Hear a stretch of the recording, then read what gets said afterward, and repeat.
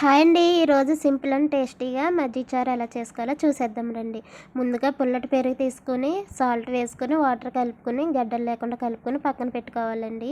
ఆ తర్వాత ఉల్లిపాయ ముక్కలు, పచ్చిమిర్చి, కరివేపాకు తీసుకోవాలి. పోపు దినుసులు, అలాగే దంచి పెట్టుకున్న వెల్లుల్లిపాయలు తీసుకోవాలండి. నూనె వేడెక్కిన తర్వాత వెల్లుల్లిపాయలు వేసుకోవాలి. అందులోనే జీలకర్ర, ఆవాలు, మినపప్పు అయితే వేసుకున్నాను. కరివేపాకు కూడా వేసుకొని బాగా వేగనివ్వాలండి. వేగిన తర్వాత అందులో పచ్చిమిర్చి, కొంచెం పసుపు వేసుకోవాలి.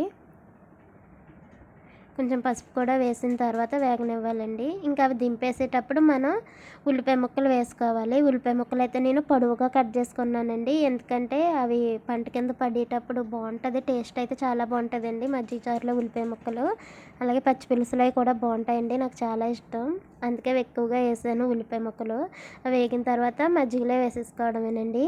చూడండి ఎంతో సింపుల్గా మజ్జిగ చారు అయితే రెడీ అయిపోయింది. ఈ వేసవకాలంలో వచ్చేది వేసవకాలం కదండి. వేసవకాలంలో ఇలా మజ్జిగ చారు చేసుకుని తింటే ఒంటికి చలవ చేస్తుందండి. అలాగే కూరగాయలు కూడా ఏమీ లేనప్పుడు ఈ మజ్జిగ ఉంటే ఇలా తాలింపు పెట్టేసుకోవచ్చు. వీడియో నచ్చితే లైక్ చేయండి.